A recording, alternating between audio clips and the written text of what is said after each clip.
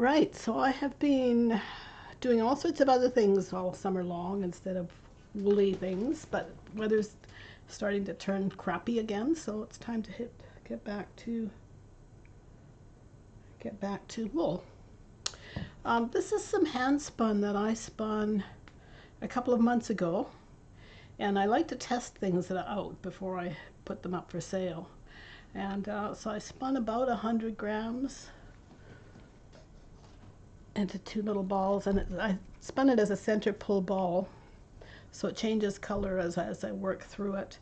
And I'm going to do a Nalbinding hat, and I'm going to try and write out this pattern as I'm doing it, and then I can sell the pattern along with the yarn for people. So I usually pull off about 2 arm lengths. Oh God, that's strong. Oh, stronger than I thought it was going to be.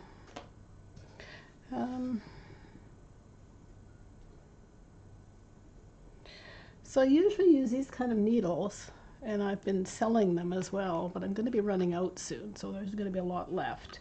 Well, it's water buffalo horn and then wood ones as well. But then I found a lovely Nalbinding maker on Etsy. He's a Sami person in Finland, and I ordered one of these. It's reindeer bone. It's quite expensive, but it's absolutely luxurious. I'm going to try working with that today and see how that works.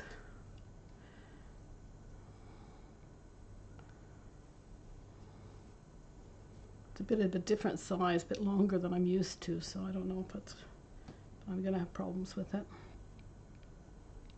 So to start, I do a very basic start. I just kind of make a circle and put the end of the cross under my thumb, and then I just wrap my thumb. Am I going this way or that way? This way, I think.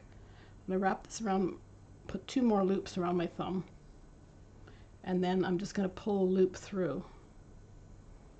So pick that up and pull that lump back there, and then pull it through.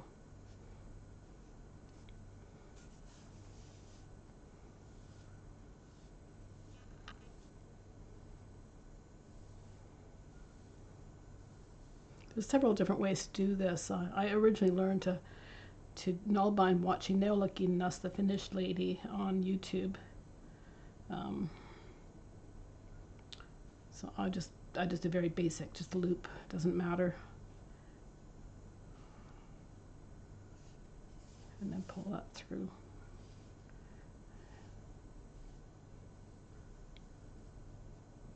Now, because Nalbinding is made from several different loops that interjoin, I don't even look at it to see what it looks like. I do about 10 stitches before I have a look at it, because it's not going to look like a proper stitch until you get further on in it.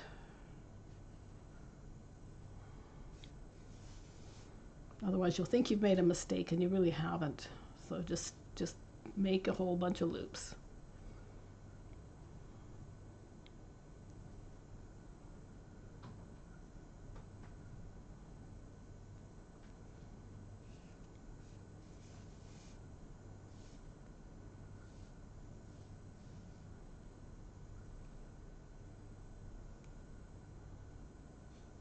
So I leave one on there, pick one up, plus one from behind the thumb. Now that I've formed a few, I can work with it this way.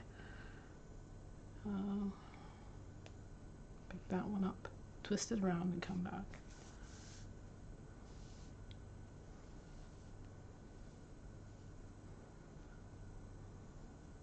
These can all be unpicked afterwards once you've finished the thing. So just keep forming loops.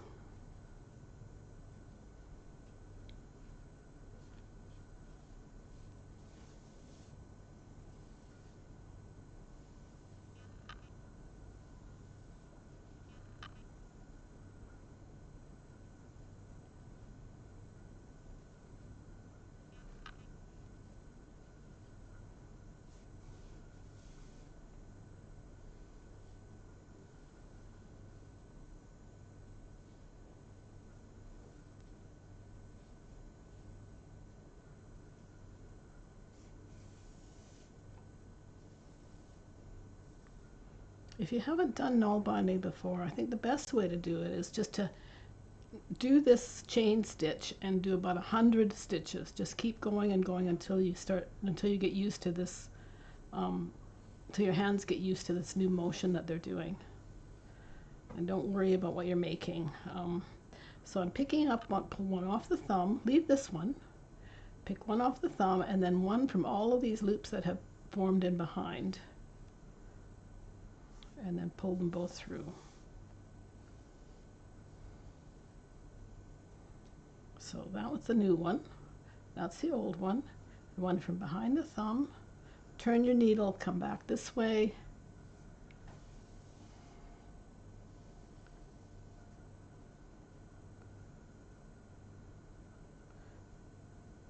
From off the thumb, from behind the thumb, turn it and come back.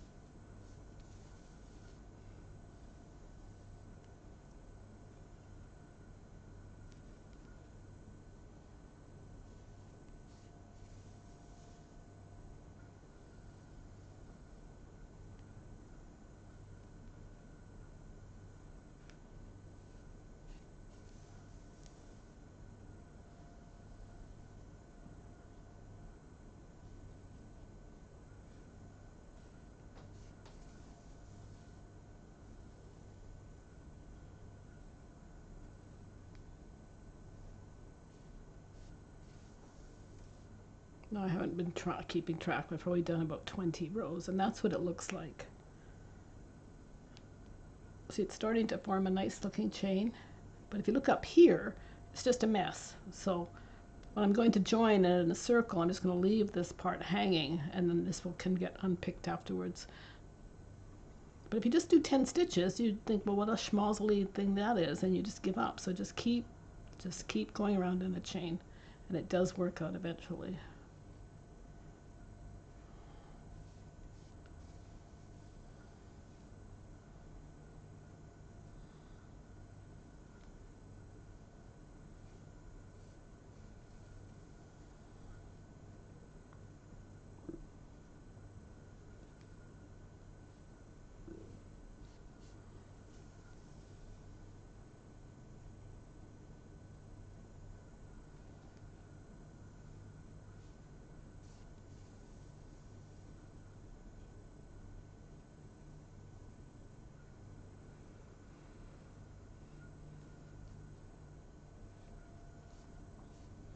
Oh, I probably should have started with a much longer chain so I don't have to have a break in it on the bottom.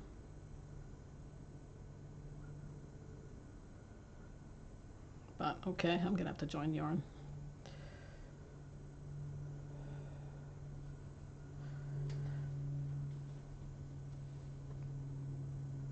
So I'm gonna pull off about 1, 2,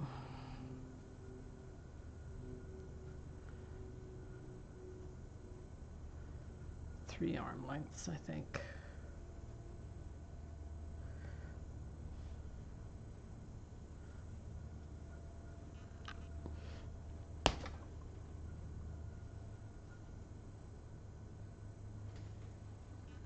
And then I use something called a Russian join for this. So I use a needle that I could use for sewing knitting or something together. So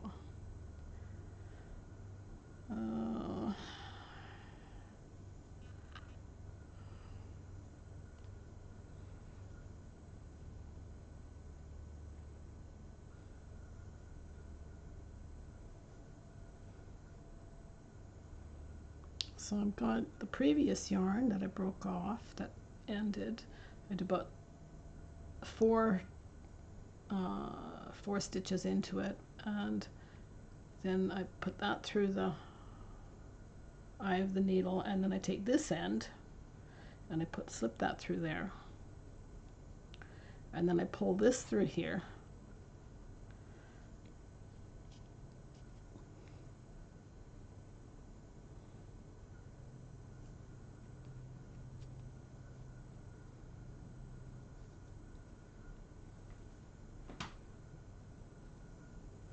And I do the same thing on the other side. Oh, needle's a bit too thick, I think. That's better.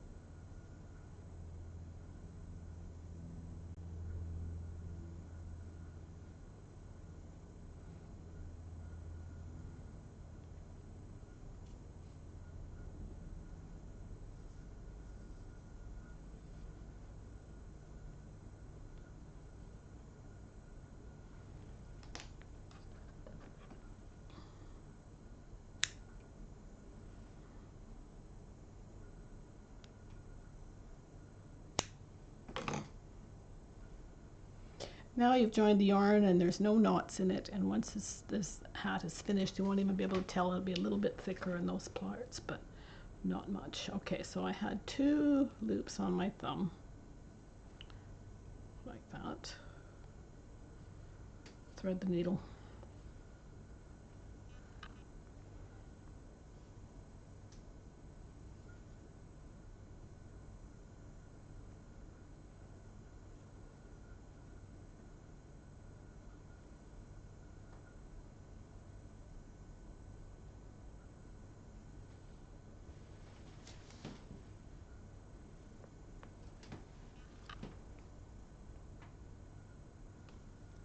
I think I need a longer cord for my headphones. So first one off the thumb, one from behind, turn the needle, come back through.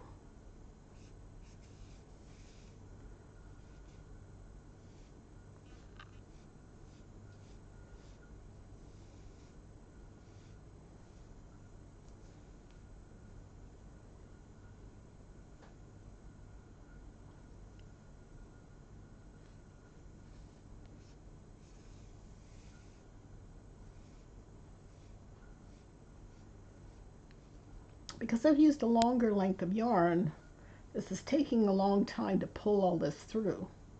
So actually what I should have done is something called an accordion fold. And that's why it's useful to have a needle that has got a bigger hole in it, because you can save yourself a lot of time if you fold this a couple of times through and then thread it through.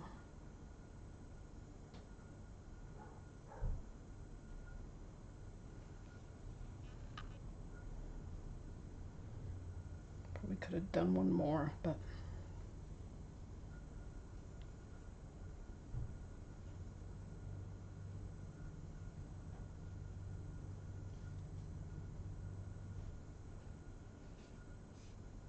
now the length of yarn I'm pulling is not as long, so I'm not going over and over and again tugging on it.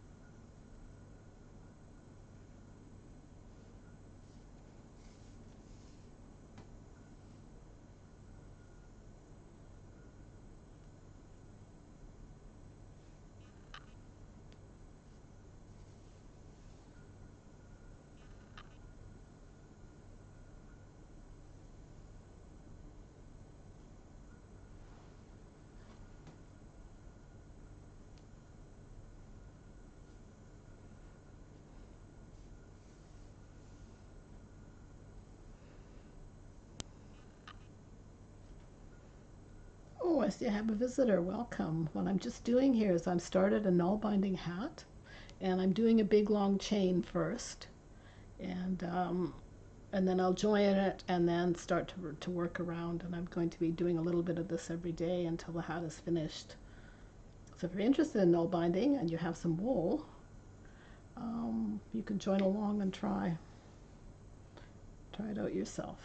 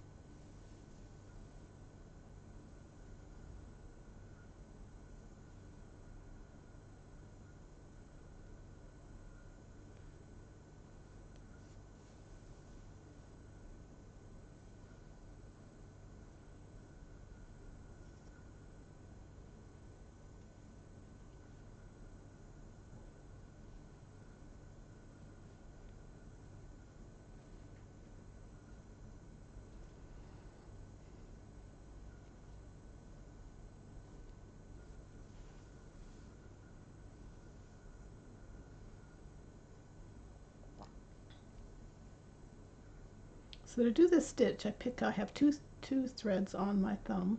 I pick up the first one, and then I pick up a loop that I made before, and then I come back and put it through. Because Nalbinding is really just making loops and interconnecting them, much like knitting is, except with knitting you've only got one loop, but Nalbinding you can have 3 or 4 depending on the direct picked up from the bottom, and then you pick it up from the top of this loop, and you come back and you put it back through the bottom one over there, and it makes a very strong fabric in the end that doesn't ravel out and come undone, and it's very firm. You can cut it and it won't unravel on you because of all the interconnected loops that are in it.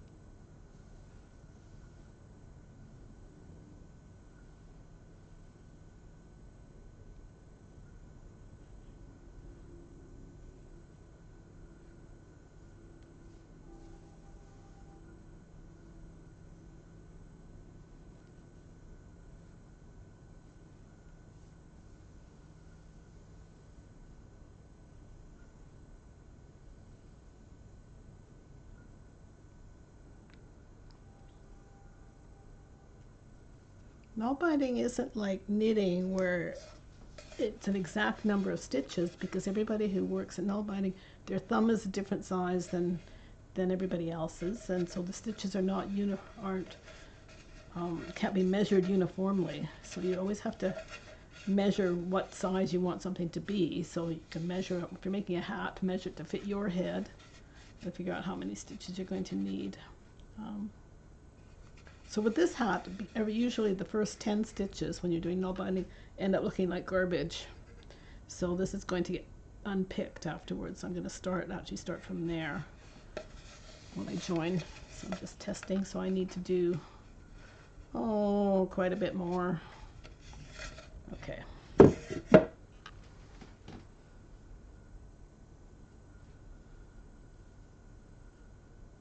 Now, where did I leave this off? That way or that this way?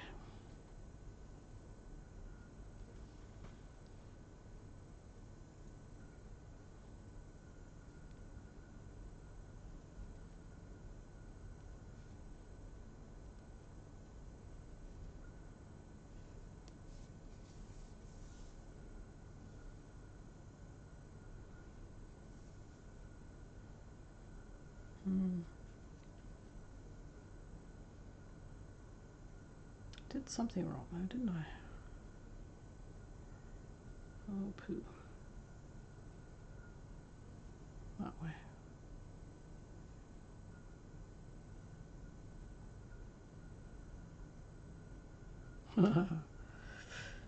Oh well, it's okay. It just makes a bump in the end.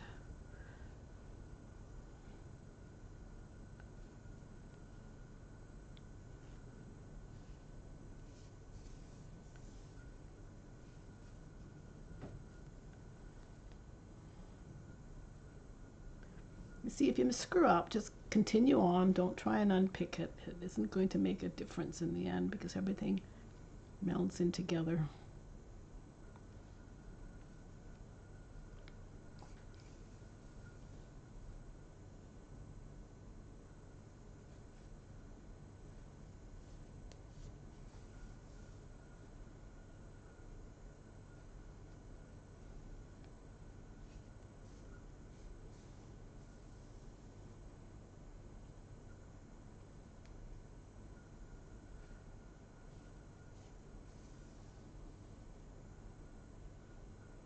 Now it's time to join another piece of yarn.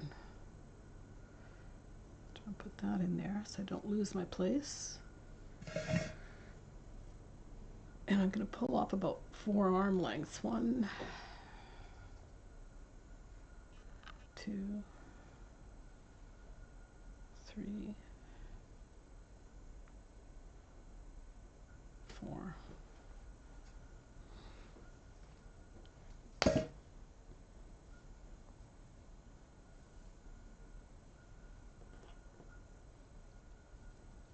And I'm using something called a Russian join, so you don't have to use knots when you're doing this.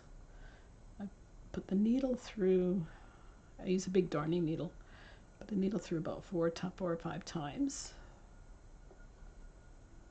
Thread this through the needle.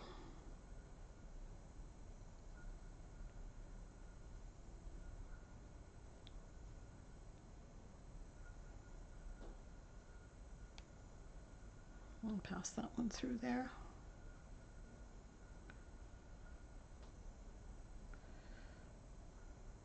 And then pull this through.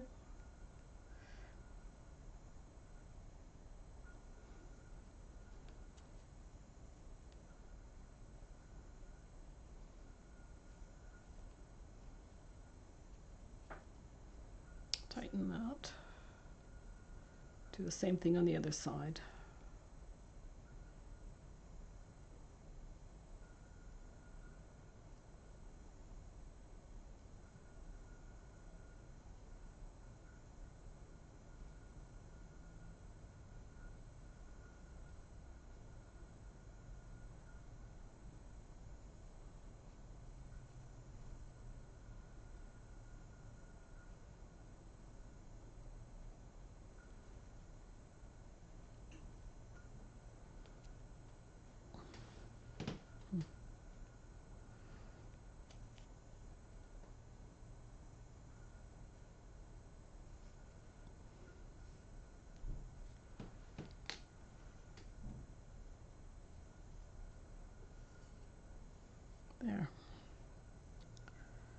it's now been joined and it's not going to really come apart. And there's no knot.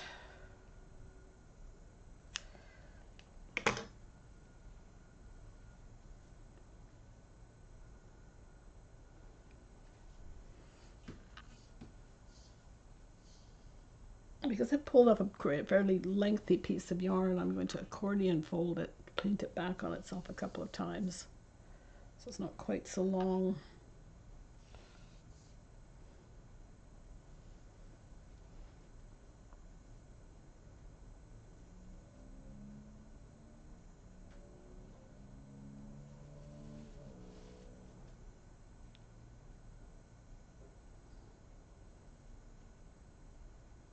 So that's where my thumb used to go through, was that little loop. I pulled this out of there,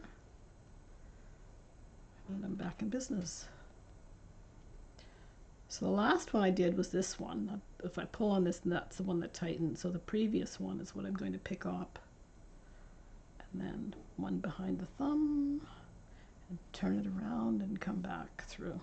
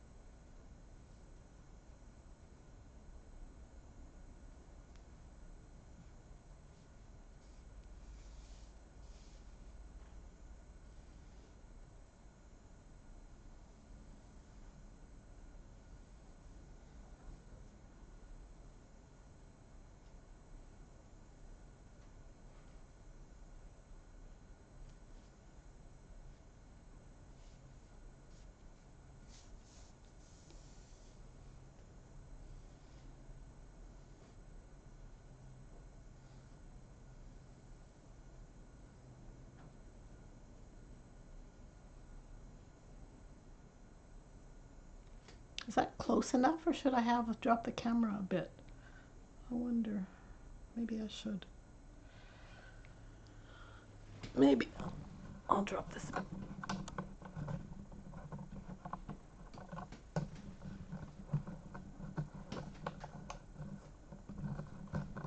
Or maybe not.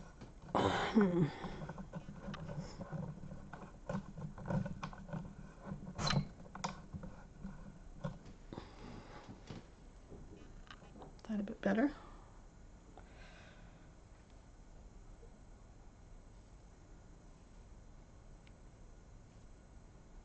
Okay, so that one, and that one. This little tuft I can trim off afterwards from the previous thing.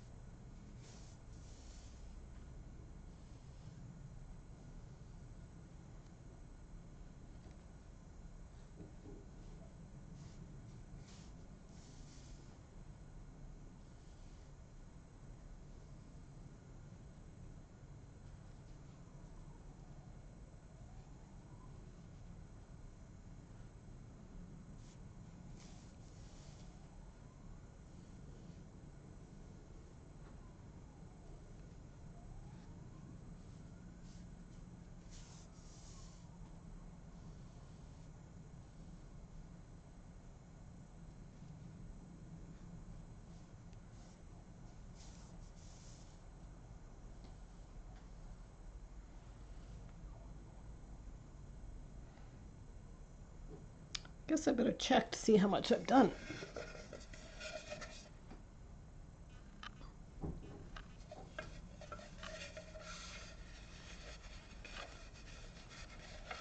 No, still need about about a dozen stitches or so.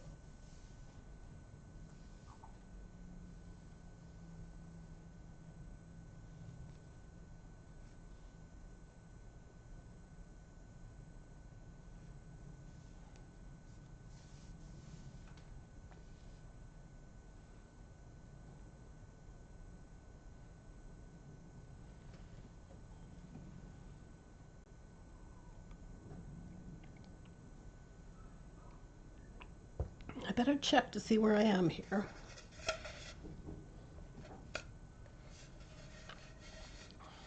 Oh, perfect.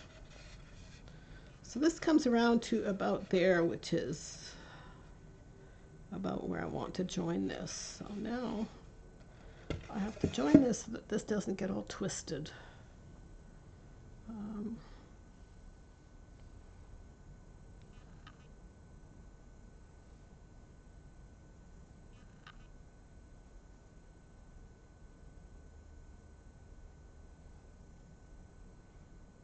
Trying to work in this direction.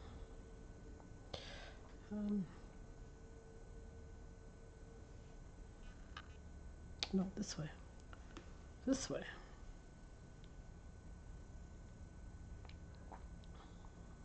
It's the opposite of crochet. We go from left to right instead of right to left. So join it here. So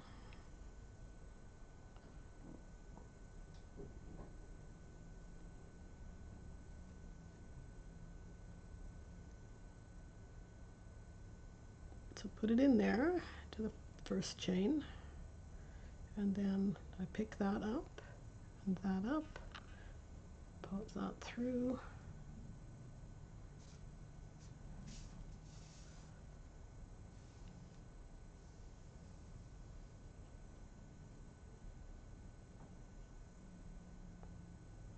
so one from the previous row,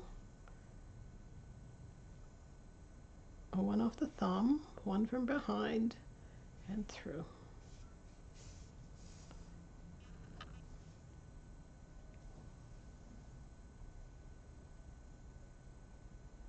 So I pick up a new loop, pick up the one off the thumb, the one from behind, and then feed it back through there.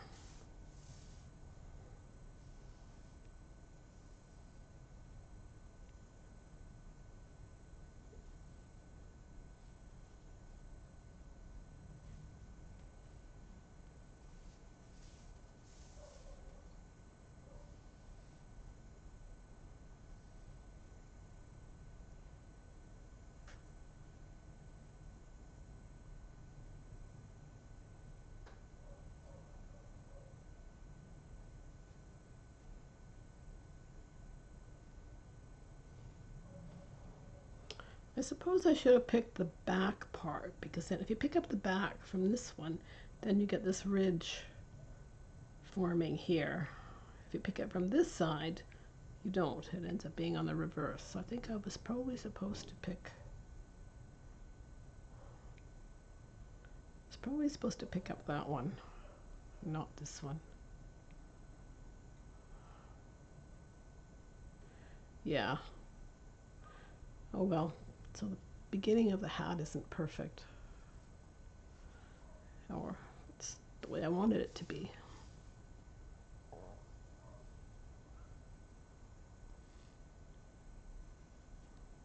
Yeah, it's a bit easier to see that way what you're doing.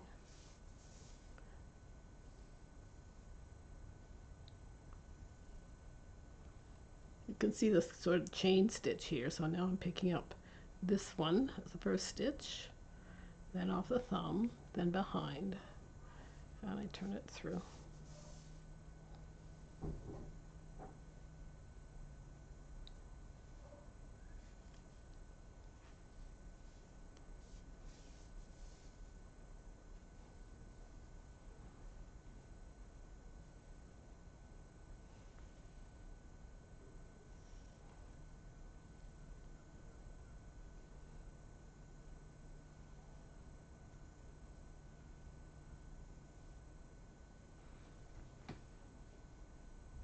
I think this one's called the finished one plus two, because you're picking up one from the previous row, one off the thumb, one from behind. So that's 1 and 2 stitches.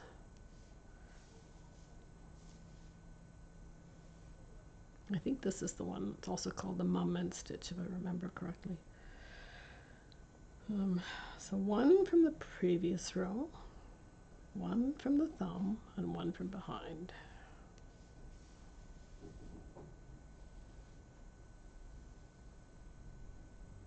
And to finish 2 plus 2, you're picking up 2 from this. You're picking up a new stitch and an old stitch, and then this one and that one, and that's a 2 plus 2. And what that does is it creates an extra loop as you're stitching, and it makes a thicker hat or a thicker garment. I like to use the 2 plus 2 if I'm making something like slippers, because I want them to be very firm. Then if I'm making something like a sock, I'll use the 1 plus 2. And for a hat, I don't want it to be as heavy. But you can use it if you want a really thick hat, is to use the 2 plus 2. If that makes sense.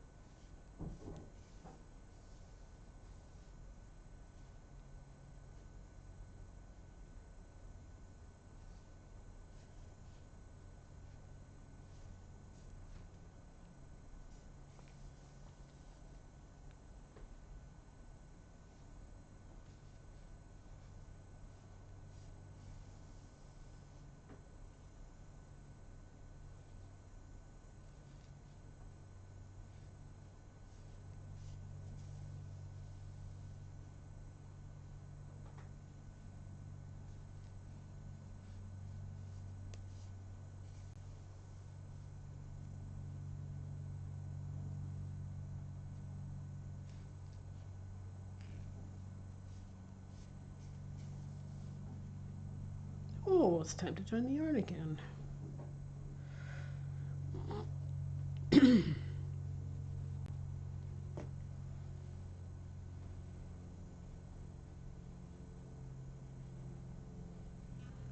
The colors are gently changing in this yarn that I spun because I spun it as a center pull ball and I carded the colors specifically. So I would do this. So as the hat grows, it changes color. I sell my hand spun yarns on Etsy and on Folksy and sometimes on eBay. So if you're interested in buying some, that would be great. Have a look.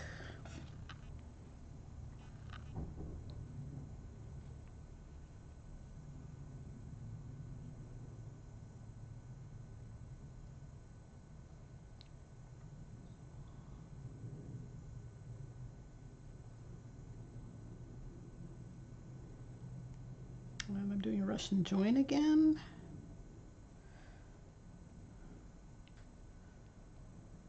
And I loop this end through. Now which one was the blue end? Where's this one?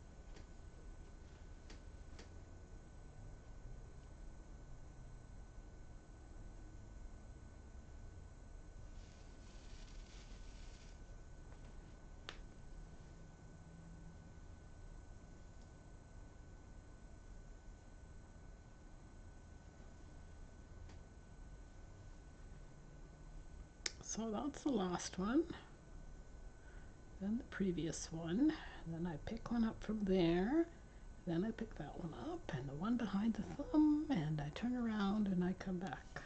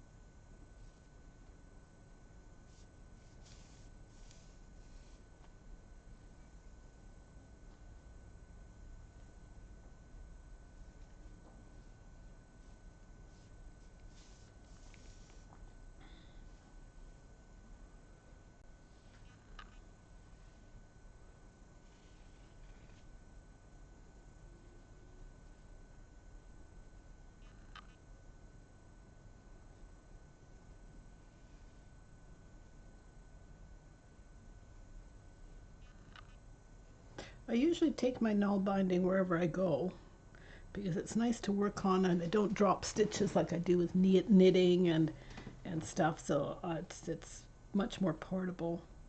And so am I going the right way? I was visiting in Canada this summer,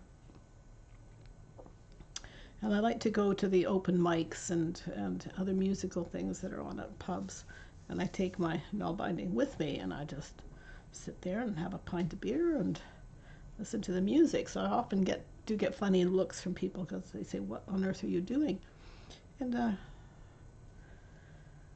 a woman came up to me and she said, "Oh, I know what you're doing. You're doing null binding. My granddaughter is learning that in school. I think she's in a Waldorf school or something." So she was happy to see that I was doing it. And then another person came by a bit later and he said, "Oh, that's what it is. That's what you're doing. Yeah, my grandmother used to make everything from null binding. She was born in the early 1900s and they moved to Canada when she was young, and nobody would really say." He didn't know what his background was, and they refused to say where they came from, and they were Sami, and they were ashamed because they had been so badly ostracized and stuff over in the northern countries that they moved to Canada. Wouldn't tell anybody that what their origin was, but she made everything. He said that she made everything with null binding knitting. She didn't know how to knit the other way, and she made their clothing, she made their sweaters, and she made leggings and mittens and hats and blankets, he said, as well. So I think it was probably, I can probably just about make anything with it. So most people just know about how to make mittens. But I hadn't realized it had been used so extensively. So that was kind of cool.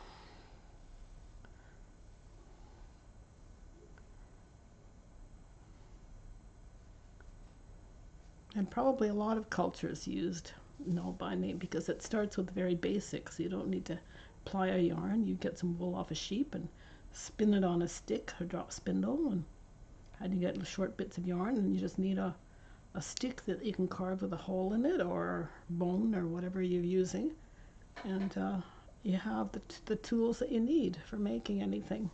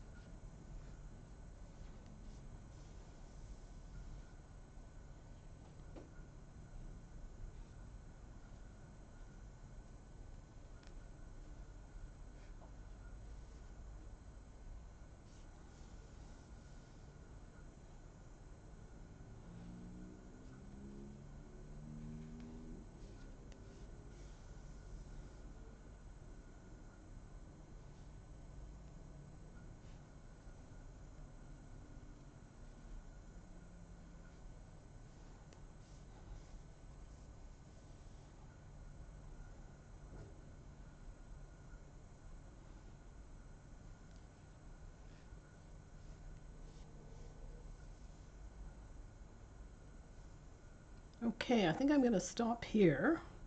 And I've just timed myself, and in 1 hour I can bind 2 rows, which is pretty good. So I'll come back tomorrow and keep working on this some more. If you're a null binder and you're interested, grab a ball of yarn and a needle and start needling with me. And thanks for watching.